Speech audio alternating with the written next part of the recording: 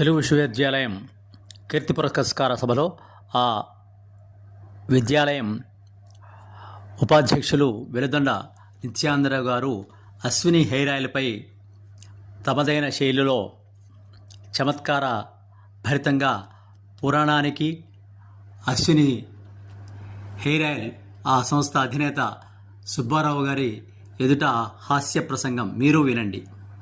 కూడా పెట్టడానికి ఏముండదు. దేవుడికి నైవేద్యం పెట్టడానికి ఏం లేకపోతే నాకే దిక్కులేదు, నేను భక్తుడు ఉంటేనే కదా భగవంతుడు ఉండేది, నాకే దిక్కులేదు నీకేం చేస్తా అని చెప్పేసి ఆయన నేను ఏ దేవుడు అయిపోతుంటే శివుడు ప్రత్యక్షమై ఏం చేశాడంటే ఒక వాక్యం రాసిచ్చాడు. సార్ వినండి సార్, ఒక పద్యం సగం రాశాడు. సింధుర రాజగమన ధమిల్ల బంధంపు సహజ గంధము అని. అంటే పార్వతీదేవి అమ్మవారి కొప్పు మంచి పరిమళ భరితంగా ఉంది అని ఆ మాట రాసుకొని పోయాడు.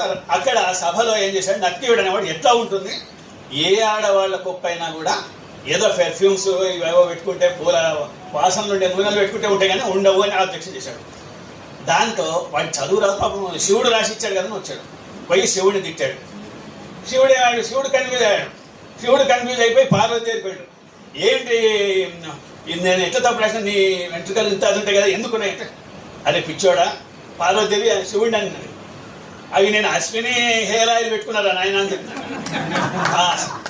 అది పార్వతీదేవి పప్పు ఎంత అందంగా ఎంత సువాసన భరితంగా ఉంటే అశ్విని హెయిర్ ఆయిల్ పెట్టుకోవడం ఆలోచన.